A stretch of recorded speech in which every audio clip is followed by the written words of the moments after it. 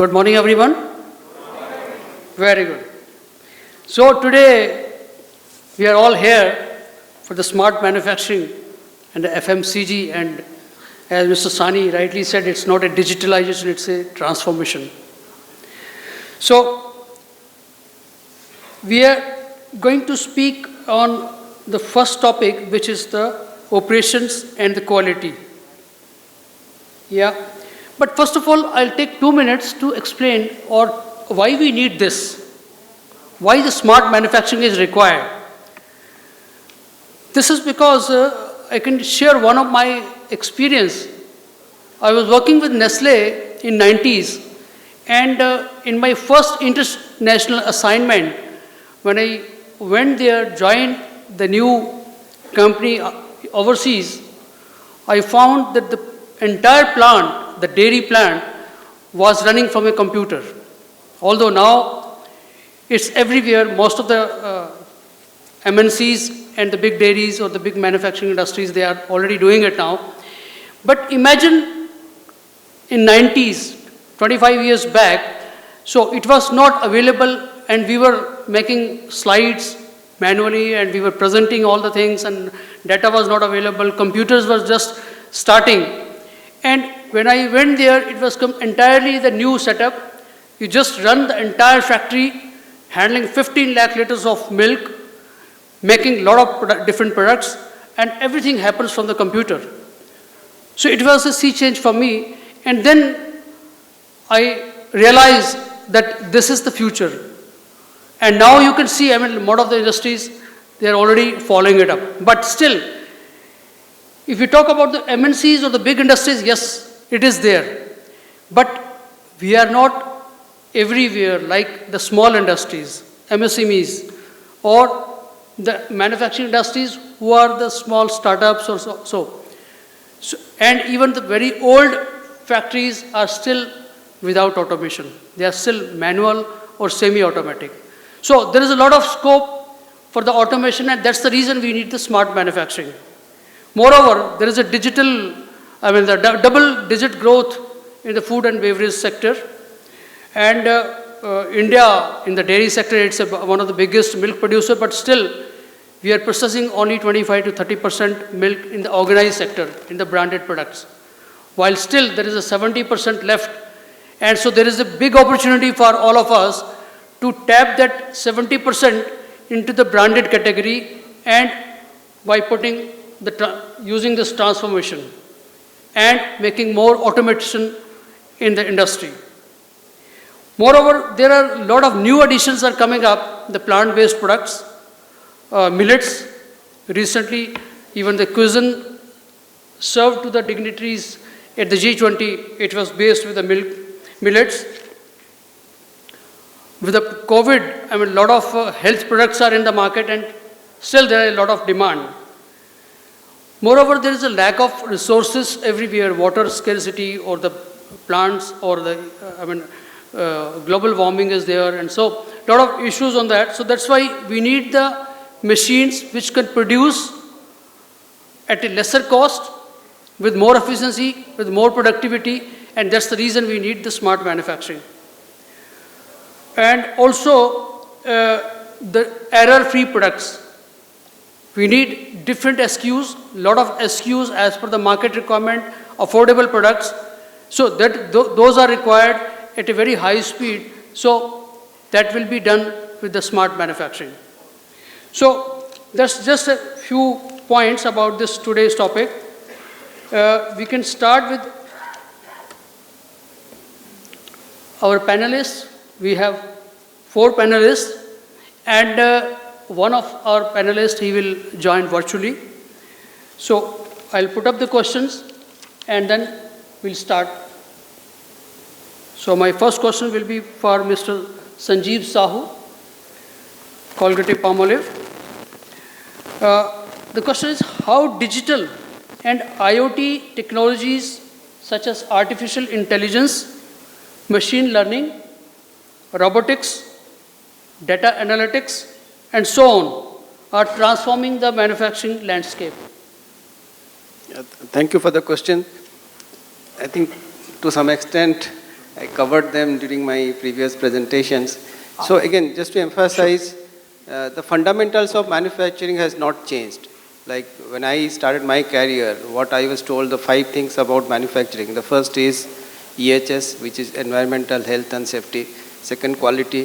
Third is operation, including the service, assets and cost. These 5 focus areas today also remain unchanged. But how it is changing is that how we are using the new technology to deliver against those 5 expectations and taking them to a next level. That has changed. Like I think you mentioned, like zero defect production.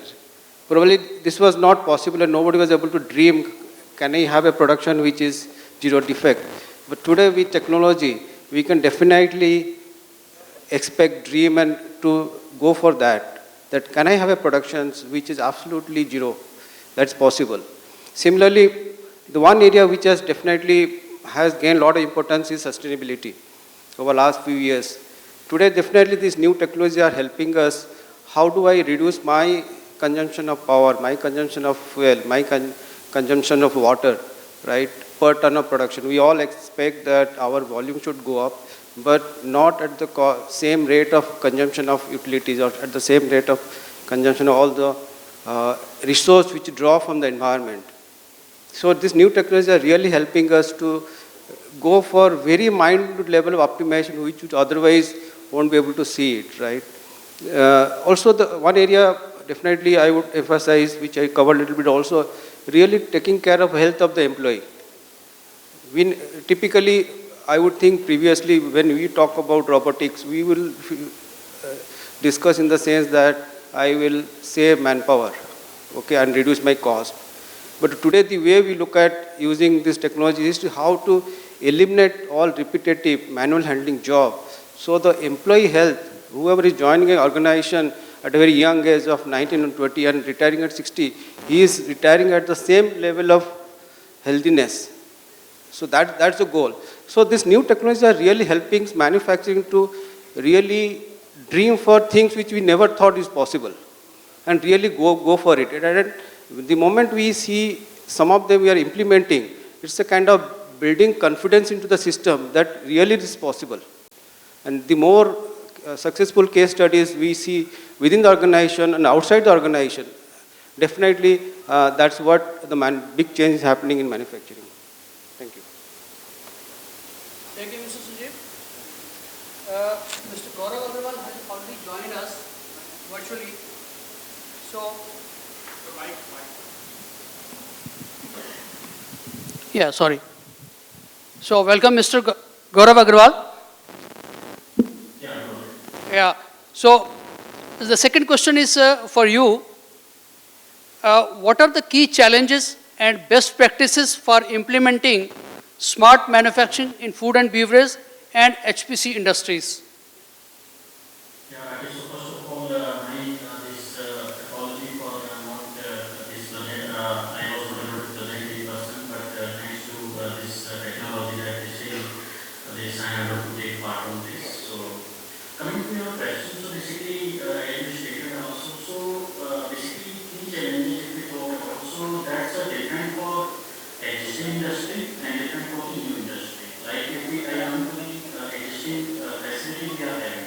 So one of the challenges comes that the applicability of, I will say, technology upgradation in case of old machineries, infrastructure or hardware we are having. So basically, like if you want to upgrade a old equipment or old system, so they may not be suitable for that application. That's one challenge. Second, coming to the people part. So what I have felt that as fast as you changes the technology, but you need to change this outlook of our people also who are working with the say some old technology or old machinery or medium handle-based machinery. So that also upgradation is required in parallel, I will say. Secondly, coming to the new, so basically whenever like new facility we are putting, so a holistic new smart implementation is required. But I need to say that there should be a strong correlation between the different departments like safety, operation, quality, stores, and other things. And all this made by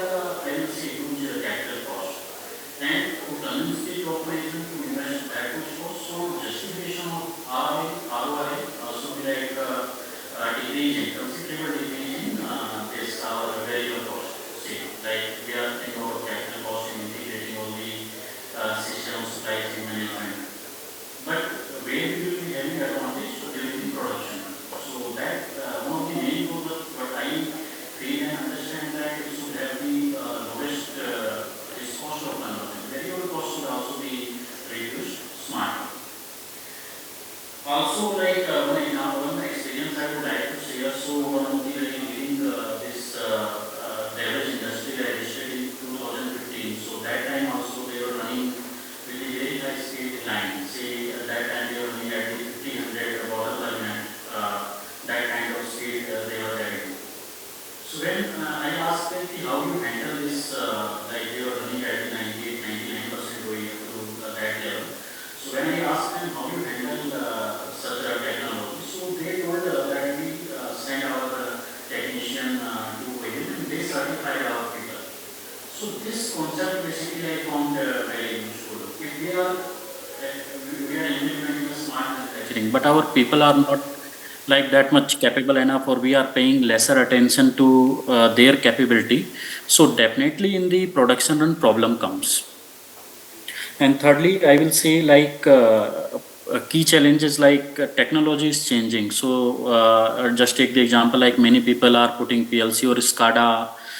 They are saying these are the latest technology, but we know that this also in next 1 to 3 years will be obsolete in nature.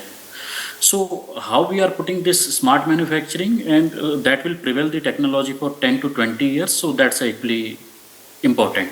Like with the changing scenario in the technology, so how long it's going to last.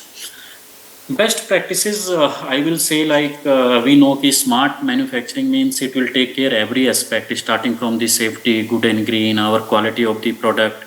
But some of the, I think in the current scenario, so agility in the operation, like number of SKUs we are going to deal in the future. So that will be the main challenge for any FMCG food and beverage industry, that we may link it with the like choice of people or number of options they are having. So I think every smart manufacturing that we are going to put, so they should consider this type of agility into the mind.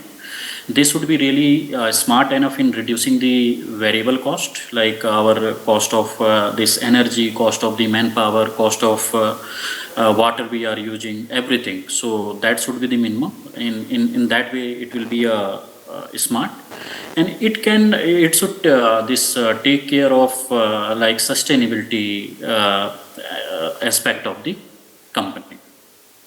So these are my view on your these questions. Yeah, thank you very much, Mr. Gaurav. Please be online. We'll have another question for you later on. The next question will be for Mr. Avinash. The question is, how is the nature of work changing and evolving on the shop floor? Thank you for the question. It's a very pertinent question in today's scenario. Like most of the speakers who have spoken till now, they have highlighted this fact that we are in a phase of transformation. Every organization is at a different level in their journey. I was very happy to hear one of the thoughts which was initially Mr. Sani touched upon, where he said that they aim to meet the organization where they are. So everybody is at a different level right now.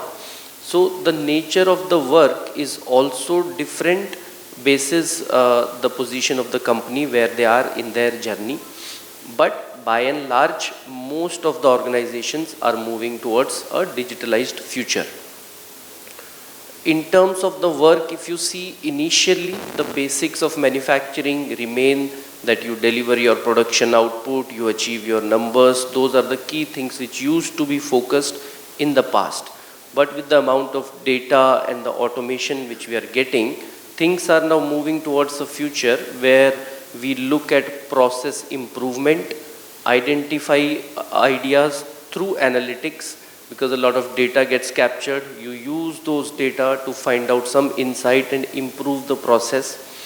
More of where the automation level is pretty high. We also heard that how Nestle used to produce with just one computer. And I think most of the organizations, including L'Oreal, where I'm currently at, also follows a similar thing where the entire manufacturing is being controlled through the process controllers, and people's job is to keep on iterating that process and keep on improving it. That is what their job becomes. So the operators which we have, eventually they are moving in a direction where they start to analyze the data themselves and suggest some sort of improvements. So that is one of the biggest change which is happening on the shop floor. And also, it's not just about efficiencies and cost anymore, it is also about sustainability. We at L'Oreal turned carbon neutral 2 years ago, and currently we are in the process of implementing a water loop to control the amount of water which we use, and we keep on recycling the total water which we are using, except for the one which goes into the product or which people drink. Everything else has to be recycled. So while we do these kind of things, the nature of the work evolves for people on the floor. They also start focusing on opportunities which can help in the journey of sustainability. So if I have to just, summarize, the key thing is process improvement, automation, and sustainability are the three big themes where the industry is moving, and that is driving how people work on the shop floor. Thank you. Yeah, thank you, Mr. Avinash. So the next question is for Mr. Ankur Pancholi. What role technology can play in supporting changing demographics of operations? Okay.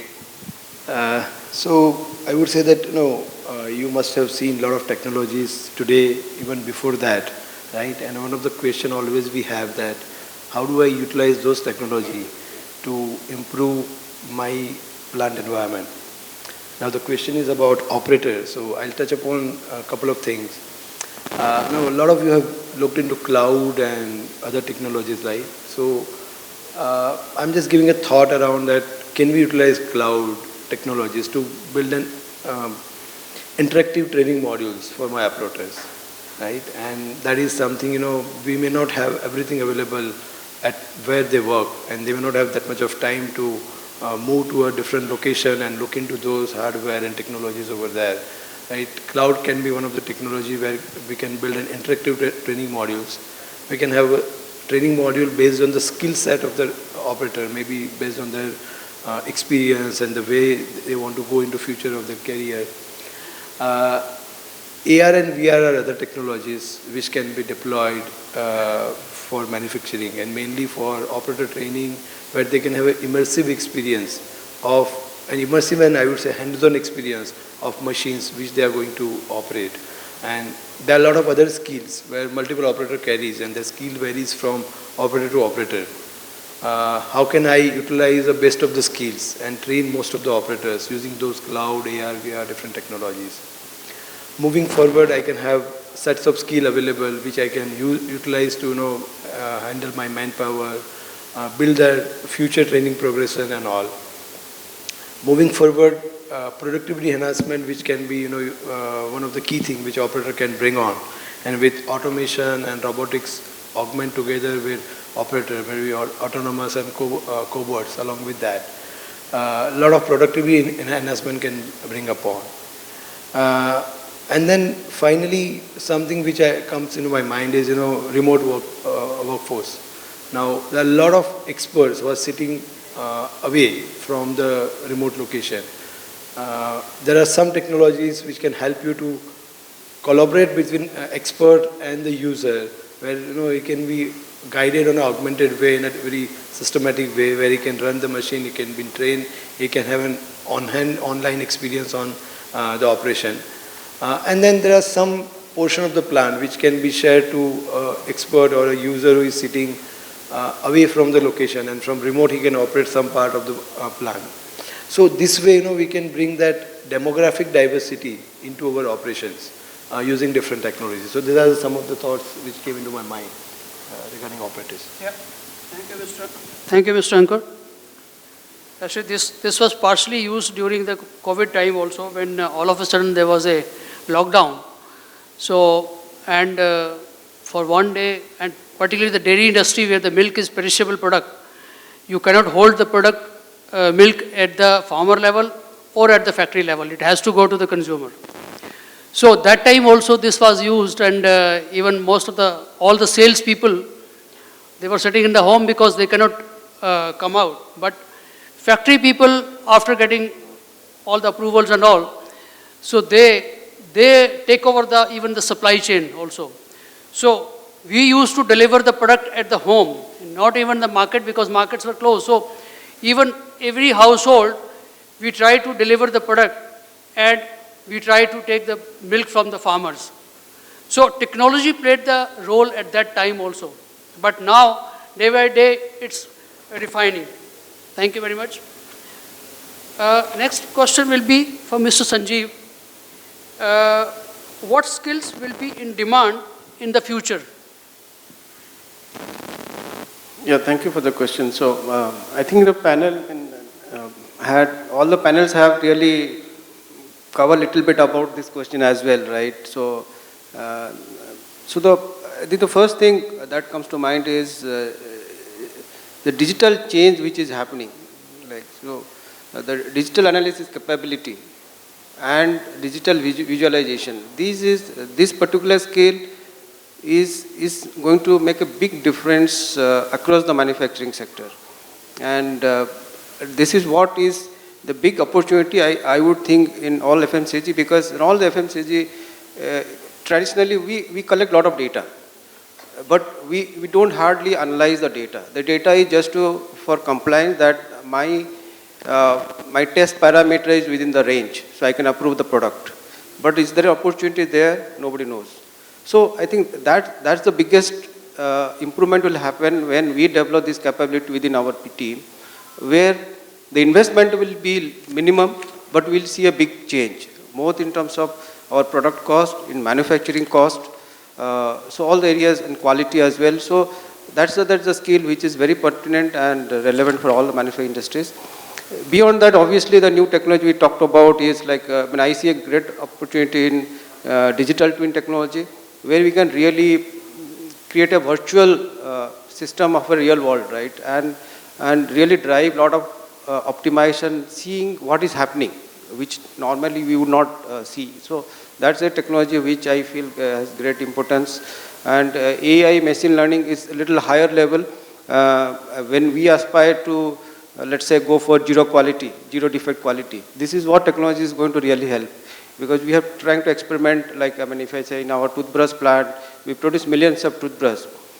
Even small defects, really machine learning has opportunity to really, at that speed, capture those defects and do something about it, so that those defects don't go to the market. So here also, particularly I see the young generation coming from the university to industry, they're coming with a lot of these capabilities, where we have opportunity to kind of upgrade our existing employees. So that is one area. Again, little higher up, again, cyber security will be great, but may not be directly, I see, at a manufacturing level, but within the organization, because a lot of devices will be connected to internet. So there is always a high level of risk. So definitely organizations are going to focus on this area, how to safeguard their manufacturing, so that there is no disruption. So these are the few things definitely comes to my mind, that what will be key thing for the future. Thank you. Thank you. Thank you, Mr. Sanjeev. Next question is for Mr. Gaurav. How are you planning to deploy IR4 technologies to address quality issues or the challenges?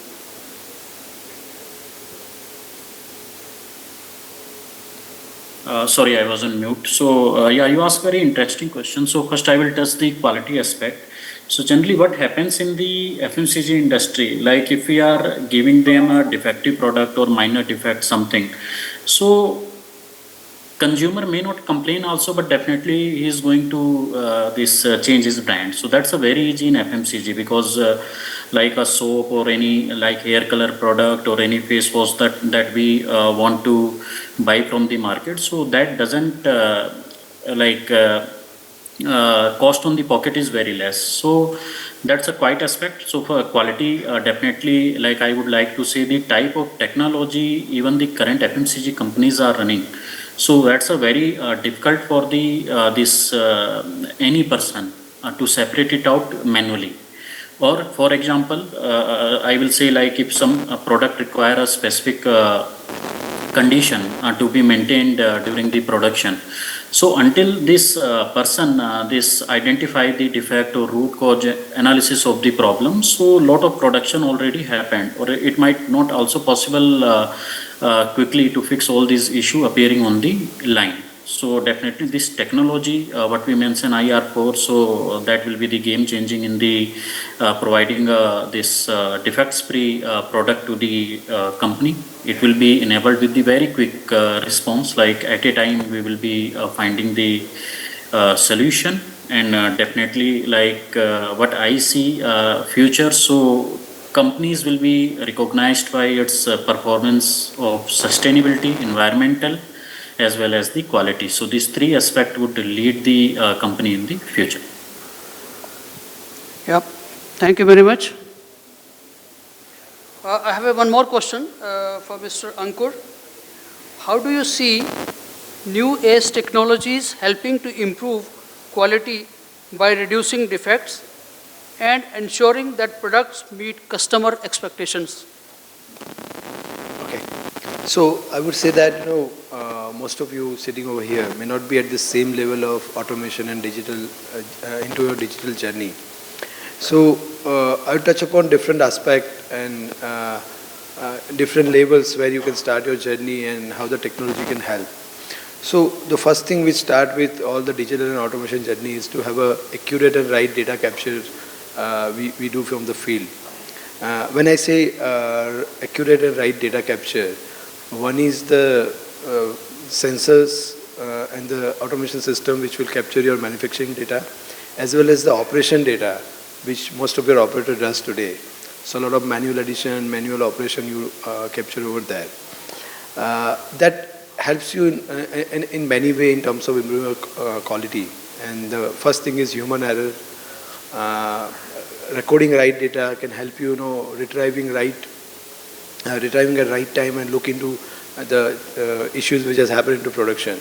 And that's where your electronic batch record and e-logbook comes up, where with e-logbook you record all of your activity, retrieve, look into history, look at the different level where you have built the qualities, qualitative production. And then electronic batch record, which does not only record the batch operation of your process, also record the operator activities, as well as it helps you to work on reverse genealogy. So basically you want to recheck your batch and the quality. So these are some of the technology which can build upon, up to a level where you can record different data, different activities of operator, where a lot of manual and human error can be avoided. Moving forward, when you have already automation and all of this thing established, all of those data can help you give you a different data analytics. And those data analytics are based on the historical data what you have captured and give you an early insight of what's going to happen. Before you come to a batch failure, you come to know that the operation is not going to help you to take forward, where you can save a lot of qualitative production. Then when it comes to AI, ML, predictive analytics or prescriptive analytics rather, it can predict in many ways that how your quality of the product will be if you keep on running batch like this or a production like this. Vision system, which can actually physically monitor your system, bring the data on the analytics and give you more insight about how the quality of products are going on. And then finally, yield optimization is something which we focus most of the time. But when we move towards having much better yield, we may miss a lot of quality parameters. Now with AI and ML, we can make sure that your quality is intact, a standard quality where yield can be optimized, as well as, we can utilize most of the resources in a most optimized way, as well as we reduce a lot of waste over there. Many times we don't have, experts available to run this technology. So there are technologies which can run on by the operators or by the production people who even doesn't understand anything about data science or artificial intelligence, or they don't know how to build the model. But still there are technologies which are just like plug and play. So some of those technologies you will be able to witness while you have the round on the demo sessions. But I just wanted to touch upon few of the areas which can help improve the quality and yield of the product with this kind of new technologies. Yeah, thank you. That's right. Thank you very much. That's all. I think we are in time. We can take one or two questions, I think. Yeah. Any questions?